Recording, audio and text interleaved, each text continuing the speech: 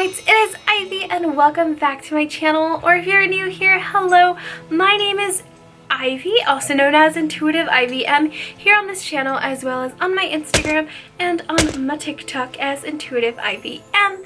I am also the co-founder of an amazing spiritual and witchy business company called Unearthly Treasures, where I will post the link down in the description below in case you guys want to check us out, as well as a podcast host of a podcast called the Woo Woo Podcast, a podcast for the spiritually open-minded. Hi, hello, my name is Ivy. This channel is all about the magical, the mystical, and the supernatural. So if you are into one or all three of those things, consider hitting that subscribe button and turning on that notification bell. I usually post 3 times a week, so turn on that notification bell to be notified when I post. Hello, you guys. I'm excited to be making this video. This is a video that I've been wanting to make for quite a while now. Today I'm going to be showing you guys some different tips for the baby witches. So what is a baby witch? Baby witches are basically those that are beginning to dabble into witchcraft, or those that are interested but yet still haven't taken the first step. So these are different things that I wish I would have learned when I was first starting. So I'm gonna go ahead and be giving some tips and tricks for witch beginners slash baby witches, whatever you want to call yourself. Yeah, so let's just go ahead and let's get started with this. Tip number 1 that I would give to any beginner witch is to first ask yourself, why do you want to be a witch? Like, what do you want to do? Why do you want to dabble into witchcraft? Is it something that you read that's just really calling out to you? And what exactly is it that you read that's really calling out to you? Are you interested in like divination and tarot and astrology? Are you interested in spell work? Like, what is it about witchcraft specifically that's calling to you? Next tip number 2 is that you do not need all the tools right now. Don't think because you're gonna start witchcraft that you have to have your ethane, that you have to have your cauldron, you have to have your, like, you don't need all that stuff right now. When I first started dabbling into witchcraft, it was me, my tarot deck, and that's it. Like, that's pretty much it. And then I got into sage, and then I realized that was a closed practice, so I got out of sage and I used alternatives. Like, you grasp things and you get things along the way. It doesn't all like have to be like, okay, I'm gonna go out and I'm gonna spend $500 on all this stuff because I need all these tools now. No. First, just start with what you have. Literally, start with the herbs in your garden, start with the notebooks that you already have, start with the basic crystals that you already have. Like, you don't need all this intricate stuff. That intricate stuff will come. But especially when you're first starting, you want to make sure that this is something that you even want before you dive in and spend hundreds or even thousands of dollars on all these other things that you feel like you need for this practice. Tip number 3 is you do not need to follow a particular path right away or even follow a deity. When I first started in witchcraft, I was like, oh my goodness, I have to find a deity. I have to find a path that I want to follow. Like, I felt like I had all these restrictions against me, and I felt like I had to like put myself in a little box. But honestly, witchcraft is not about putting yourself in a box at all. It's the absolute opposite of that. It's having the freedom to follow your own path and forming your own path, whatever that may be. Some people do feel called to a particular path, like cosmic witchcraft, which involves astrology, or green witchcraft, which involves a lot of herbs and working with nature. But that doesn't you don't necessarily have to fall into those categories or feel like you have to be that type of witch when you can just be your own eclectic witch. Even just following your own path, that's considered an eclectic witch. That's a type all on its own. The point of witchcraft is to form your own, what your own beliefs are, and basically have that luxury and freedom. So don't feel like if you like astrology, that means that you have to stray away from kitchen witchcraft. No, do both. Like, you don't have to follow a particular path. Be your own version of you. Be your own witch. That's what witchcraft is all about. Following your own true path and what calls to you.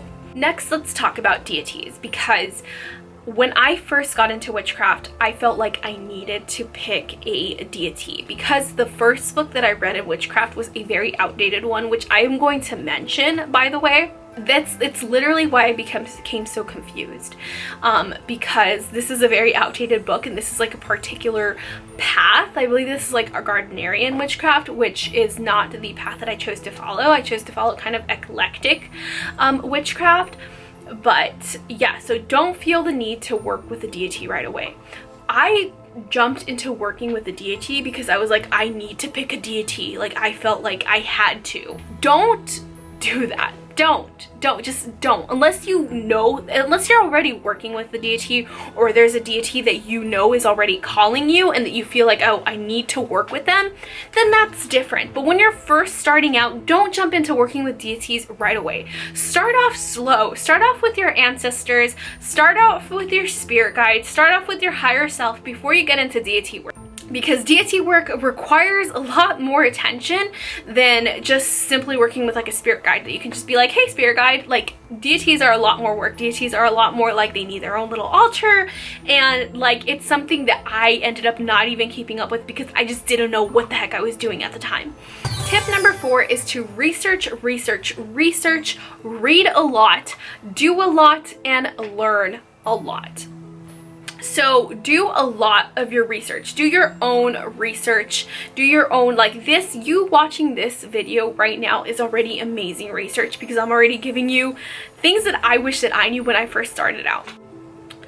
Okay, so the first book that I read on witchcraft that completely confused me was this one. This is Raymond Buckland's Complete Book of Witchcraft by Raymond Buckland. This is a book that the first chapter was amazing. When it was first talking about the history of witchcraft and what really happened back then, I was genuinely very invested in it. And so I was like, okay, like this is really going to show me everything about witchcraft. So this book is very outdated, and if you are a beginner to witchcraft, don't let this be your first book. Like, this book is what I chose to be my first book, and honestly, it really confused the heck out of me. It's what sent me to the store buying all these things. I felt like I needed all these tools right away. I felt like I needed to work with deities right away, and it genuinely really confused me. So once you grasp the concept of witchcraft, then go on and read this book, but I wouldn't recommend this book for a beginner. So if you're a beginner, I'm just warning you, stray away from this book until you're a little bit more experienced and you know that you don't have to follow every single thing that's in this book. There are some good concepts in here. I know it says Complete Book of Witchcraft, but it's very outdated, and it'll send you running to the store, and just it'll get you confused. So don't read this book first. There is a difference between Wicca and witchcraft, by the way. So make sure that you do your research. If you did want to get into Wicca, there is a book called Wicca Made Easy, Awaken the Divine Magic in You. This is Wicca Made Easy. If you want to get into Wicca, if you want to learn about Wicca, try Wicca Made Easy. There's also another book that countless of witches have sworn by, and it is Wicca, A Guide for the Solitary Practitioner by Scott Cunningham. Again, if you want to get into Wicca and witchcraft is different. Do your own research before you decide like you want to be a Wiccan witch. Just because you're a witch doesn't mean that you need to be Wiccan. You can be a witch without following the Wiccan religion. Another thing that I recommend, if you do like to read, like me, I love to read, there is a subscription box called the Witches Book Coven, and they have like every month, I think it's like $30 a month, and they send you 2 books to read, and they actually have like book clubs, virtual book club Zoom meetings where you guys talk about the book together, which I think is really, really awesome. I had my own book club, but I had so much going on that I wasn't keeping up with it, but I'm going to get back into it, I promise. So you guys can also, if you guys want to join my book club, It's called the Spirit Sisters Book Club. It's for witches as well. I'll put it down below. It's on Facebook. I'll probably restart it again in January of 2022. So tip number 5 is going to be to write everything out. When you're first starting out in learning witchcraft, there's so much information from so many different sources that it can be quite overwhelming. Hence, bring in the Book of Shadows, aka the Grimoire. So many witches, including myself, are really drawn to grimoires or Book of Shadows because you're able to record everything that you learn in your practice and be able to record it onto a book. This is my Book of Shadows here. It's just like a leather bound book. I definitely need to keep up with my table of contents, but I do have, again, table of contents. I have like my different, like this is the way that I set it up. So I draw on it. You're able to use different colors. Tools for the craft that I need to finish filling out. Like this is what a Book of Shadows is. It's like different, or aka grimoire. So every time I read like a spiritual book, a witchy book, learn a new spell that I swear by, I would put it down in my Book of Shadows or my grimoire. Just like so. So make sure that you write everything down because it's going to help you remember and grasp that information. And also, like, you'll be able to look back on it later on and just be like, oh yeah, I remember this, and maybe go back to like an old spell that really worked for you. You'll be able to record different, like any channeled messages that you get, you can have it here.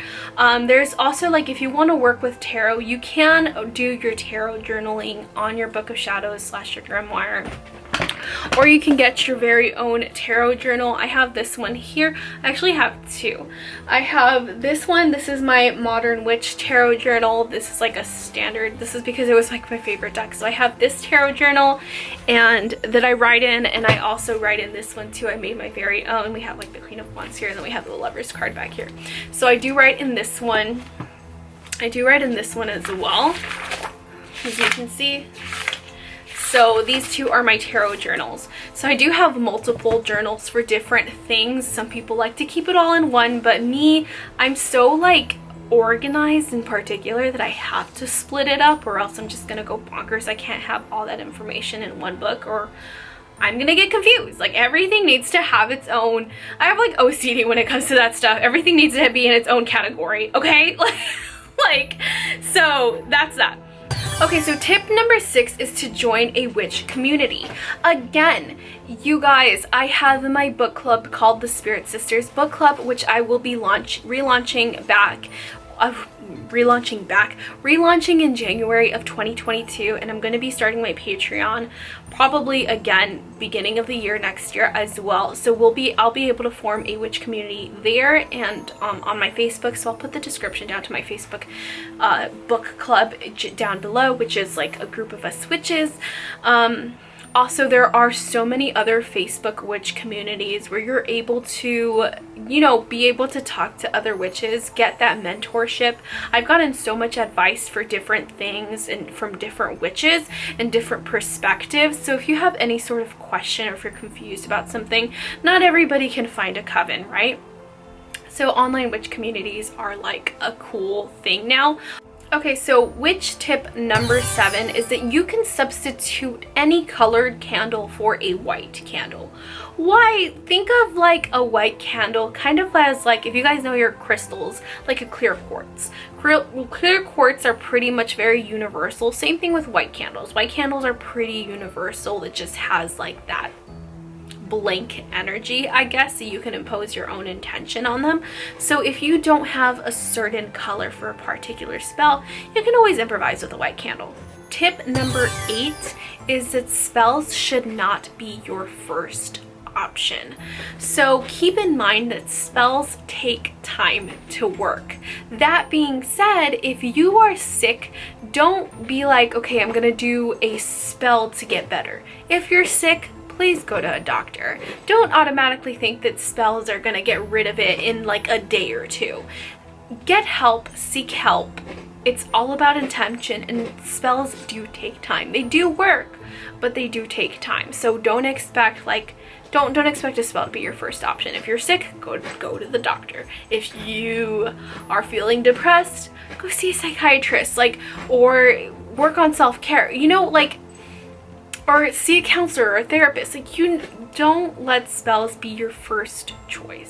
Tip number 9 is that you're a witch even if you don't practice daily. So don't think because you don't do a spell a day doesn't mean that you're not a witch. Like, don't feel like you have to like cleanse every single day. I don't even cleanse every single day. Sometimes I don't even cleanse once a week.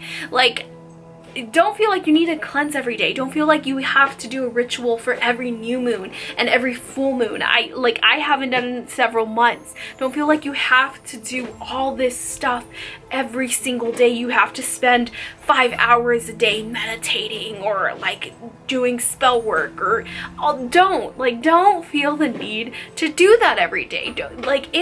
Witchcraft is not a practice that's supposed to feel hindering. It's a practice that's supposed to make you feel free and in control of your life. It's not supposed to make you feel like it's holding you back from something. Tip number 10 is to take your time. Please don't feel the need to jump from one thing to the next. Yes, there is so much information out there, and you might read one book about something and be like, I want to follow this practice, and then read another book and be like, no, I want to follow this practice. And for quite some time, that's what I was doing. I was like, I'm a cosmic witch. And then I was like, I'm a green witch. I'm a hedge witch. Like, no, don't feel like you need to do that. Don't feel like, because honestly, there's so much information on witchcraft over time. Give it time, have a lot of patience, and over time you'll start to grasp and realize what it is that you truly want to be. And in a year or two, or maybe even a few years, maybe you will realize, okay, you know what, I do want to practice this particular path, or I do want to practice that particular path. But don't feel the need to learn everything overnight or do everything overnight. It's gonna take some time. Tip number 11 is to focus on your core skills. So yes, witchcraft can be about spell work, but honestly, witchcraft is also a lot of meditating. It's a lot of meditation. It's a lot of forming energy, a lot of feeling the energy and forming it for forming that energy yourself. So practice meditating. Again, this is like, even if it's just 5 minutes a day, 10 minutes a day, focus on meditating, on grounding, and just try to feel the energy. I used to do this practice where I would take morning walks, and I would just look at the different houses, and I would try to feel the energy of what's coming from that house. Like, oh, I feel like this house feels pretty light. Like, this must be an elderly couple. I feel an elderly couple, and it feels like they're retired and they're happy.